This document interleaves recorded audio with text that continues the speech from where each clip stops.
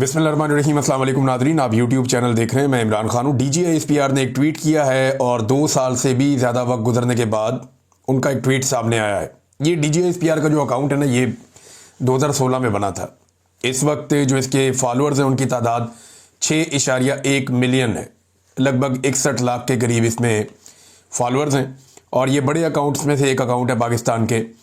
तो ये ट्वीट नहीं कर रहा था बड़े लंबे अरसे से। उसकी वजह ये थी कि DGISPR के अकाउंट से जब भी ट्वीट होती थी तो नीचे पाकिस्तानी जो है बड़ी नेगेटिव कमेंटिंग करते थे। पाकिस्तानी जो है वो बहुत नाराज़ थे पाकिस्तान की मिलिट्री एस्टेब्लिशमेंट से। यानी मिसाल के तौर पे जो इससे पहले वाला ट्वीट था DGISPR का, वो 27/5/2023 का ट्वीट है, यानी जो 9 मई हुआ था उसके बाद का। अच्छा, इसमें जो उनका रीट्वीट हुआ था वो सिर्फ 7,000 हुआ था, लेकिन उसके ऊपर जो लोगों ने कमेंट किए थे वो लगभग 66,000 कमेंट किए थे लोगों ने। और जब आप ये कमेंट्स पढ़ते हैं तो आपको पता चलता है कि ज़्यादातर नेगेटिव कमेंट्स हैं। माजी में जब रिजीम चेंज ऑपरेशन नहीं हुआ, उससे पहले जब भी कभी DGISPR के अकाउंट से ट्वीट होता था तो उसके रीट्वीट्स ज़्यादा होते थे और कमेंट्स बहुत कम होते थे, यानी लोग ज़्यादातर उसको फॉलो करते थे। लेकिन जब रिजीम चेंज ऑपरेशन किया तो लोग नाराज़ हो गए और उसकी वजह से हज़ारों की तादाद में, बल्कि बहुत बड़ी तादाद में लोग जो है वो कमेंट करना शुरू हो गए और नाराज़ हो गए लोग। तो फिर ये ट्विटर अकाउंट तकरीबन बंद हो गया, गैर फाल हो गया, यहाँ से ट्वीट नहीं होते थे। अब 2 साल के बाद एक ट्वीट किया गया है इस अकाउंट से। पहले तो आप ये देख लें कि ट्वीट है क्या। ट्वीट किया गया है, एक कार्रवाई की गई फ़ौज की जानिब से नॉर्थ वज़ीरिस्तान के इलाके में, और ये हसन खेल है नॉर्थ वज़ीरिस्तान डिस्ट्रिक्ट का, ये शुमाली वज़ीरिस्तान का इलाका है। और वहाँ पे वो ये बता रहे हैं कि इंडियन प्रॉक्सीज हैं फितनतुल खवारिज, उन्होंने जनाब इन्फिल्ट्रेट करने की कोशिश की है, घुसने की पाकिस्तान में अफ़गानिस्तान के बॉर्डर से, और फिर सिक्योरिटी फोर्सेस ने उनके साथ लड़ाई की है। वहाँ पे ये सारे सबूत जो हैं वो DGISPR ने यहाँ पे लगाए हैं। तारीखें उन्होंने बताई हैं ऑन द नाइट ऑफ 1 और 2, यानी 1 और 2 जुलाई की रात और 2 और 3 जुलाई की रात 2025 को ये मूवमेंट वहाँ पे हुई है। इसके साथ उन्होंने 2 स्क्रीनशॉट भी जो है वो शेयर किए हैं और इसमें एक पे तारीख लिखी हुई है 4/7/2025 और दूसरे पे भी यही तारीख लिखी हुई है। तो इन्होंने ये ट्वीट किया DGISPR ने और इसके ऊपर नीचे कम्युनिटी नोट भी लग गया। और हैरत की बात यह है कि पहली मरतबा ऐसा हुआ, 2016 में ये अकाउंट बना था, तब से लेकर अब तक ये पहली मरतबा हो रहा है कि इस अकाउंट का कमेंट्स का जो सेक्शन है वो बंद है। आप यहाँ पे अब कमेंट नहीं कर सकते। नेगेटिव कमेंटिंग इतनी ज़्यादा हुई है, यानी अभी तक जो पाकिस्तान की मिलिट्री एस्टेब्लिशमेंट है या फ़ौज के जो तर्जुमान हैं उन्हें इस बात का भरोसा नहीं है कि लोग उनकी बात को इत्मीनान के साथ सुनेंगे। उन्हें अभी भी ये लगता है कि लोग बहुत नाराज़ हैं और नेगेटिव कमेंटिंग होगी, लोग नेगेटिव कमेंट्स करेंगे, तो इसलिए शायद ये कमेंट बॉक्स बंद कर दिया गया है। और ये पहली मरतबा ऐसा हुआ है कि लोगों को बात करने की या जवाब देने की इजाज़त DGISPR की जानिब से नहीं मिली है। DGISPR ने जो बात की, इसके साथ मैं एक और बात को जोड़कर देखना चाहता हूँ। देखिए, ये वज़ीरिस्तान या फाटा के वो इलाके जो मर्ज हो गए हैं खैबर पख्तूनख्वा में, उनके बारे में अब ये दावा किया जा रहा है मुख्तलिफ ज़राए के हवाले से कि ये इलाके अब वफाक वापस ले लेगा। उसकी वजह यह है कि फाटा के इन इलाकों में बहुत बड़े पैमाने पर मादनियात मौजूद हैं और इन मादनियात पर कंट्रोल होना बहुत ज़रूरी है। अगर आपने अमेरिका को ये मादनियात बेचनी है या मगरबी ममालिक को आपने ये मादनियात बेचनी है, तो डोनाल्ड ट्रंप को मादनियात में बहुत दिलचस्पी है, आप जानते हैं, हम सब जानते हैं। और बड़ी बड़ी कंपनीज जो हैं वो किस तरह आपस में मिलकर काम करते हैं बड़ी बड़ी हुकूमतों के साथ, बड़े बड़े मुल्कों के साथ। तो उन्हें बड़ी दिलचस्पी है पाकिस्तान की मादनियात में, यूक्रेन की मादनियात में, जो बाकी ममालिक हैं अफ़गानिस्तान की मादनियात में बड़ी दिलचस्पी है। ये इराक भी तेल के पीछे गए थे। तो आलमी ताकतें हमेशा गरीब ममालिक की मादनियात पे, उनके वसाइल पर नज़र रखती हैं। अब DGISPR ने जो ट्वीट किया वो एरिया फाटा का है, यानी 2 साल के बाद। इस बीच में देखें ना, इंडिया पाकिस्तान की लड़ाई हुई है, DGISPR ने अपने ट्विटर को इस्तेमाल नहीं किया। इस बीच में एक जंग हुई ना इंडिया पाकिस्तान की मुबैना तौर पे, और उसके अंदर इंडियन तैयारे भी गिरे हैं। वहाँ पे भी DGISPR ने अपना ट्विटर अकाउंट इस्तेमाल नहीं किया। ट्विटर अकाउंट इस्तेमाल किया फाटा के इलाके में एक इंसिडेंट होता है, यानी वज़ीरिस्तान जिसका इंतज़ाम कर दिया गया था 25वीं आईनी तरमीम के ज़रिए से पाकिस्तान तहरीक इंसाफ के दौर में, कि ये अब खैबर पख्तूनख्वा का हिस्सा है और खैबर पख्तूनख्वा को इसके लिए बजट भी मिलेगा, पैसा भी मिलेगा, सपोर्ट के लिए फंड भी मिलेगा और खैबर पख्तूनख्वा के अपने जो फंड्स हैं वो उनको दिए जाएंगे।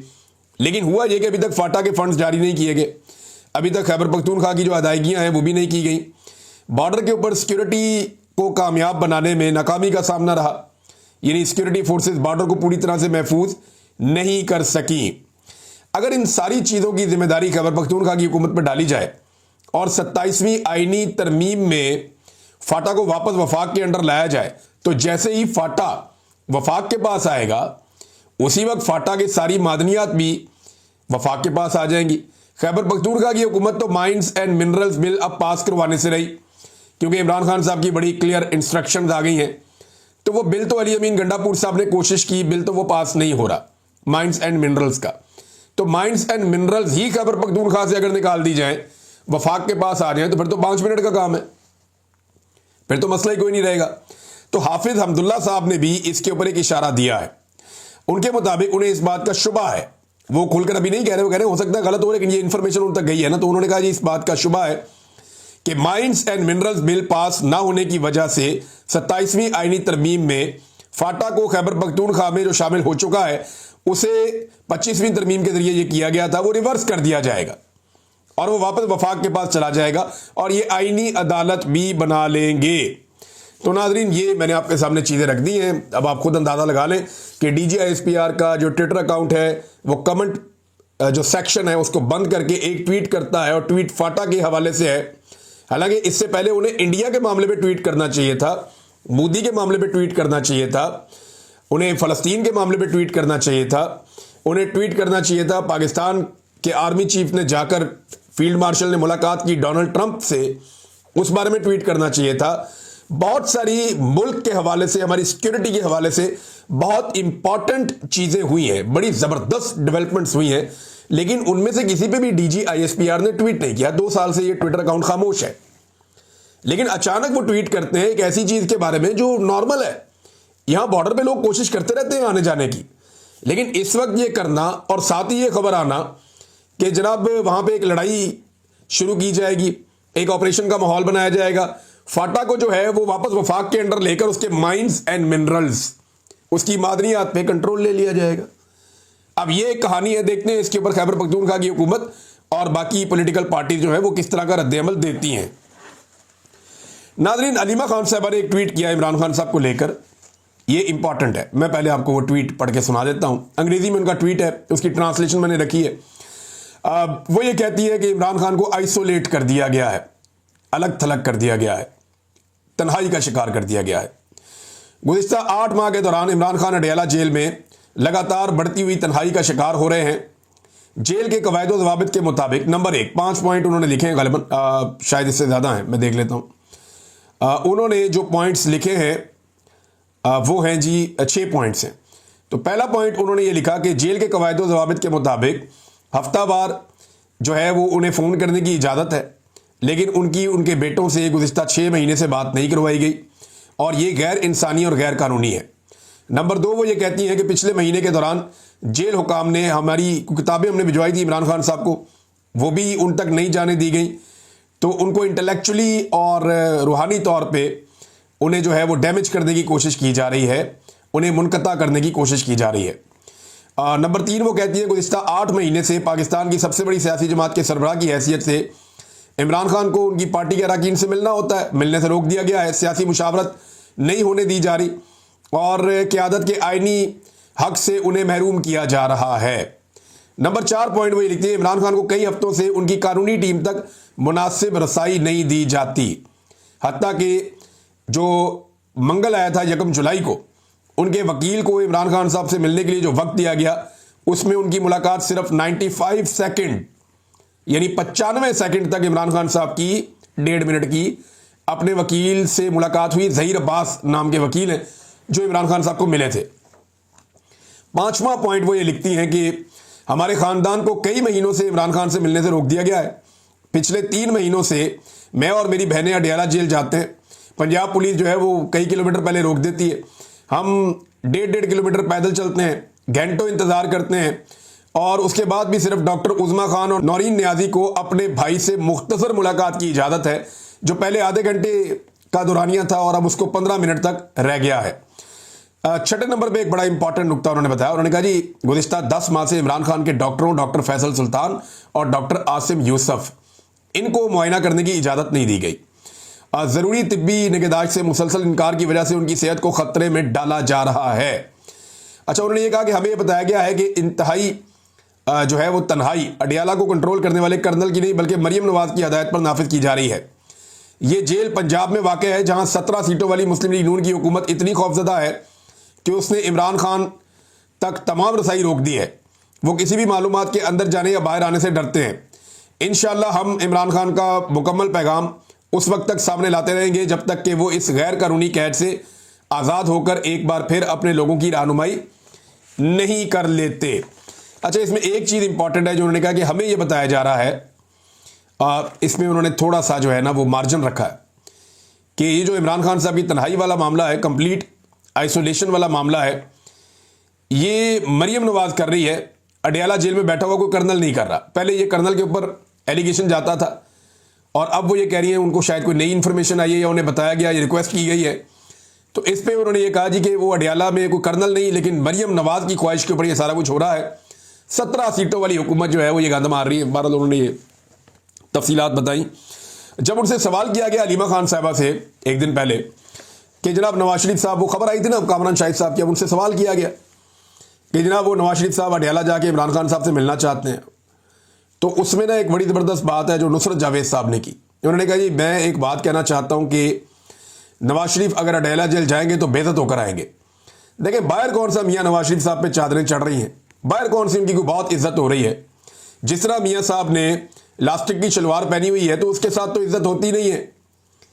मियाँ साहब ने जिस तरह कंप्रोमाइज़ किया है वोट को इज्जत दो के बयानिए पर, इज्जत तो उन्होंने उसी दिन गंवा दी थी जब उन्होंने वोट को इज्जत दो का बयानिया त्याग दिया था।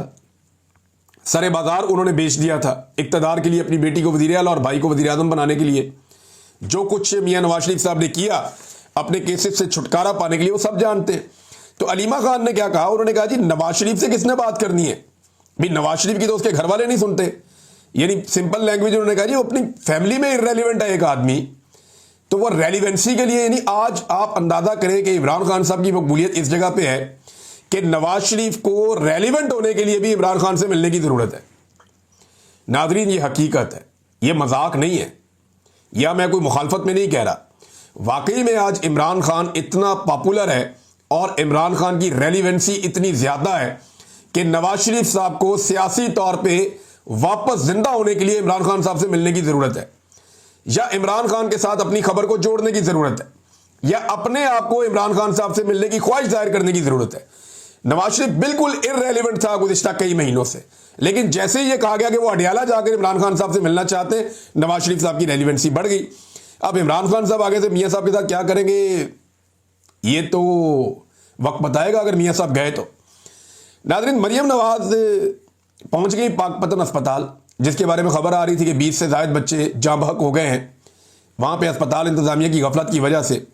तो पहले तो ये मानते ही नहीं थे, परों पे पानी नहीं पड़ने देते थे, लेकिन मीडिया लगातार खबर दे रहा था और बिलाखिर अवामी तनकीद से परेशान होकर इनको जाना पड़ गया। तो इन्होंने प्लान किया कि जनाब ये जाएंगे पाकपतन। जब ये पाकपतन पहुंचे तो इनसे पहले पहुंच गए मियाँ इमरान अरशद। मियाँ इमरान अरशद साहब कौन है? ये जर्नलिस्ट हैं जी, और ये बड़े अच्छे जर्नलिस्ट हैं, फील्ड में रिपोर्टिंग बहुत अच्छी करते हैं। मियाँ इमरान अरशद साहब ने जाके वहां पर नोट किया कि पूरे शहर के अंदर सरकारी सतह पे मरियम नवाज के बड़े बड़े बिल बोर्ड होर्डिंग्स, ये तो तबाही फिरी पड़ी है।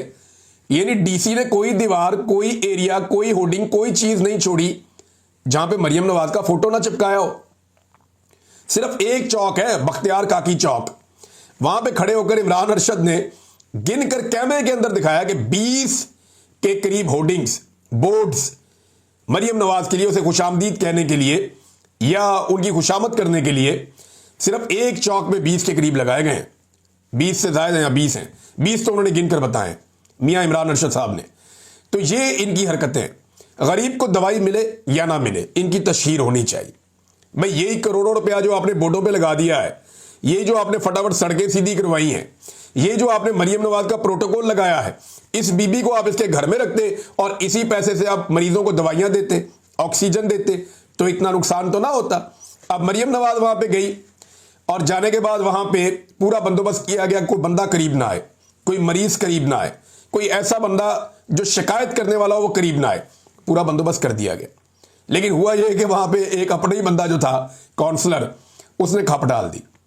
यानी उसे मौका मिल गया वहां करीब जाने का, उसने खप डाल दी। उसने कहा कोई दवाई नहीं मिलती, डिस्प्रिन भी नहीं मिलती, रोला डाल दिया। अब मरियम नवाज का वहां पे अगर आप एटीट्यूड पे गौर करें ना, वो वीडियो अगर आप निकाल के देखें तो मरियम नवाज उसकी बात भी नहीं सुन रही। बस सुन लिया ना, ठीक है कह दिया ना आपने, और हाथ का इशारा करके उसे रोक दिया। ये सुन लिया ना, 1 मिनट रुकें आप। ये किसी गरीब आदमी की बात सुनने के लिए भी तैयार नहीं है। ऐसी फिरौनियत है इनके अंदर। भाई जो गरीब आदमी की बात नहीं सुन रही, जो बेचारा दवाई मांग रहा है, वो पार्लियामेंट के अंदर तनकीद बर्दाश्त करेगी? यानी मरियम नवाज पे तनकीद करने का जुर्म इतना बड़ा है कि अब अरकान असेंबली इस बुनियाद पे नाअहल हो जाएंगे और इलेक्शन कमीशन ऑफ पाकिस्तान में रेफरेंस जमा करवा दिया जाके। स्पीकर पंजाब असेंबली ने ये जो रवायात कायम कर रहे हैं ना, ये इनके मुंह पर आकर वापस लगेंगे। ये वक्त आएगा, ये देखेंगे और ये पछताएंगे। बहरहाल इसी गुस्से में एमएस को फड़का दिया और सीईओ को भी अस्पताल के फड़का दिया मरियम नवाज ने कि भाई ये क्या हो रहा है, यहां पे आप मेरी बेइज्जती करवा रहे हैं। ये एमएस या सीईओ फड़काने से कुछ नहीं होगा। आपको चेक करना पड़ेगा कि फंड्स जा कहां रहे हैं। फंड्स की तकसीम और आपकी तरजीहात ठीक नहीं है आपकी हुकूमत की। जब से आपने हेल्थ कार्ड बंद किया है, हुआ यह है कि सारा प्रेशर सरकारी अस्पतालों पे आ गया है। हेल्थ कार्ड की वजह से ये मरीजों की बहुत बड़ी तादाद चली जाती थी प्राइवेट अस्पतालों में, इन्हें फिक्र ही नहीं होती थी। ये प्राइवेट अस्पतालों में बेहतरीन डॉक्टर से जाके अस्पतालों में जाके चेक करवा लेते थे, पैसा जो है वो इंश्योरेंस से चला जाता था। तो हेल्थ कार्ड का एक मंसूबा था जिससे बड़ी कामयाबी के साथ जो लोड है वो शिफ्ट हो गया था सारे के सारे अस्पतालों के ऊपर, प्राइवेट और सरकारी पे। अब जैसे ही आपने हेल्थ कार्ड की सहूलत बंद की है, वो सारा का सारा लोड वापस आ गया सरकारी अस्पतालों पे। सरकारी अस्पताल उस लोड के लिए तैयार नहीं है, ना पहले तैयार थे, और आपने फंड्स जारी नहीं किए। उसके बाद ये तो होना था जो हो रहा है। तो आपकी पॉलिसी में खराबी है, बंदों में उतनी बड़ी खराबी नहीं है। बंदे भी गलत होते हैं, बंदे भी दो नंबरियां करते हैं। अच्छा, ऐसे लोगों को सजा मिलनी चाहिए, लेकिन एक्चुअल जो खराबी है वो आपकी पॉलिसी के अंदर है। एमएस और सीईओ हेल्थ जो है वो गिरफ्तार करवा दिए गए जनाब वहां पे। तो आपको पाकिस्तान के अक्सर अस्पतालों में अब यही करना पड़ेगा। आप जिस अस्पताल में जाएंगे, भी अस्पताल चले जाएं, वहां पे लोग पंखे अपने कंधों पे रख के लेकर आ रहे हैं, लाके लगा रहे हैं अपने मरीजों के लिए। वहां पे भी जाके आपको फिर डॉक्टर्स को, सीईओ को, एमएस को, सबको आपको मुअत्तल करना पड़ेगा, गिरफ्तार करवाना पड़ेगा।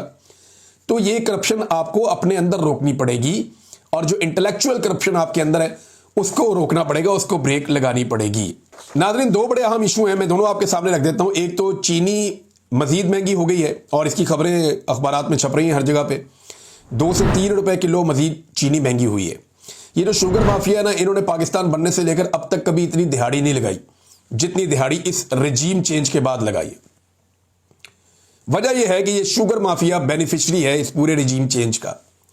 आप देखें ना, जितने भी लोगों की शुगर मिले हैं या शुगर के कारोबार से वाबस्ता हैं, वो सारे रजीम चेंज के बाद इस सेटअप का हिस्सा है। कोई एक बंदा अपोजिशन के अंदर आप मुझे दिखाएं जो बैठे हो जाके, क्योंकि शुगर माफिया सारा का सारा इस रजीम चेंज का हिस्सा है और बेनिफिशियरी है। लिहाजा ये दबा के पैसा बना रहे हैं, और जो दिहाड़ी इन्होंने लुटमार इन्होंने इस मर्तबा की है पाकिस्तान की तारीख में इन्होंने कभी नहीं की, और इन्हें पूछने वाला भी कोई नहीं है, क्योंकि एस्टेब्लिशमेंट इनके साथ मिलकर बैठी हुई है। वही चीनी एक्सपोर्ट करते हैं, वही इंपोर्ट करते हैं, कीमत 81 रुपए बढ़ा देते हैं। 61% का चूना लगाया इन्होंने इस कौम को, खरबों रुपए का, और अभी तक ये चूना लगा रहे हैं और ये चूना लगाते रहेंगे, क्योंकि रोकने वाला ही कोई नहीं है, इनके ऊपर हाथ डालने वाला ही कोई नहीं है। एक बड़ा अजीबोगरीब नाज़रीन और बड़ा खौफनाक स्कैंडल आया जेल से, और ये पकड़ा है खदीजा शाह साहिबा ने। हुआ ये है कि मैंने आपको कल बताया था कि उन्होंने जेल के बाहर टेस्ट करने के लिए कैंप लगाया कि जो लोग जेल में रहे हैं वो आके अपने मुफ्त टेस्ट करवा ले, ताकि पता चल जाए उनको कौन सी बीमारियां, उनका इलाज बर वक्त किया जा सके, क्योंकि 9 लोग इंतकाल कर गए हैं। जो लेटेस्ट इंफॉर्मेशन है उसके मुताबिक जितने लोग जेलों में गए उनमें से 9 लोग जेलों से बाहर आने के बाद इंतकाल कर गए हैं। इनको हार्ट अटैक का प्रॉब्लम हो रहा है, कुछ को कैंसर का प्रॉब्लम हो रहा है, और कुछ को प्रॉब्लम हो रहा है हेपाटाइटिस का। ये हो कैसे रहा है इसके बारे में एक अब तहकीक सामने आई है, और जितने भी वहां पे कैदी हैं उन्होंने आकर बताया कि हमारे साथ हुआ क्या है। हुआ यह कि जेल के अंदर जबरदस्ती कैदियों के बाल भी कटवाए जाते हैं और उनकी शेव भी करवाई जाती है, और एक ही औजार से नाई ये करता है। यानी नाई ब्लेड चेंज करने का किसी किस्म का तकल्लुफ ही नहीं करता, जेल है ना, जेल के अंदर कैदी क्या कह सकता है कि जनाब ब्लेड चेंज कर दो। वो नहीं चेंज करेगा तो आप क्या कर सकते हैं? वो यहां पे बैठ के शेव करेगा, उसकी करेगा, उसकी करेगा, उसकी करेगा और जबरदस्ती करवाते हैं। ये कैदियों ने बताया। कितनी खौफनाक बात है भाई। एक कैदी है, उसको कोई मौलिक बीमारी है, उसको हेपेटाइटिस है, कैंसर है या उसे कोई और बीमारी है, तो वही बीमारी जो है वो दूसरे कैदी में मुंतकिल हो जाती है जब आप उसी ब्लेड से दूसरे कैदी की शेव बनाते हैं। और ये खदीजा शाह ने बताया, बड़ी खौफनाक बात है। इसके ऊपर तो इक़दाम कत्ल के मुकदमात होने चाहिए सुपरिटेंडेंट जेल पे और बाकी लोगों के ऊपर। इसकी गैर जानिबदाराना तहकीकात होनी चाहिए। क्या वाकई में इंसानों को ये कीड़े मकोड़े ही समझ लिया इन्होंने? और मैं तो मिसाल के तौर पे कहता हूं भाई, एक ही ब्लेड के साथ सारे कैदियों की शेव हो रही है, ये तो बहुत बड़ा जुर्म है। यानी ये कैसे हो सकता है? मुमकिन कैसे है? सरकारी बजट से जनाब आपको पैसे मिलते हैं, अब वो नाई आ गया, वो जबरदस्ती बिठा रहे हैं लाला के सिपाही कि जनाब इसके भी बाल काटो, इसकी भी शेव करो। जो नहीं करवाना चाहते उन्हें जबरदस्ती बिठाया जाता है और फिर उनकी शेव की जाती है। और वो कैदी ये बता रहे हैं कि एक ही ब्लेड से वो सबकी कर रहे होते हैं। अब बेशुमार लोग बीमार होते हैं। ये बीमारियां इस तरीके से फैली हैं। सेहतमंद लोग जेलों में गए, फिर उनके साथ जो सलूक हुआ, एक तो जो जेलों की कैपेसिटी थी उससे 3-3 गुना लोग ज्यादा जेलों में ठूंस दिए गए। उसके बाद जो उनसे सलूक किया गया, गंदा पानी पिलाया गया, फिर एक ही ब्लेड। ये बड़ा खौफनाक है। इस पे मुकदमात होने चाहिए, ये लोग गिरफ्तार होने चाहिए जिन्होंने ये किया। अगर आज नहीं होगा तो कल ये जरूर होना चाहिए। नाज़रीन, कुछ और खबरें हैं लेकिन यहां वक्त बहुत हो गया है। नेक्स्ट चीजें मैं आपके साथ शेयर करूंगा अगले वीलॉग में।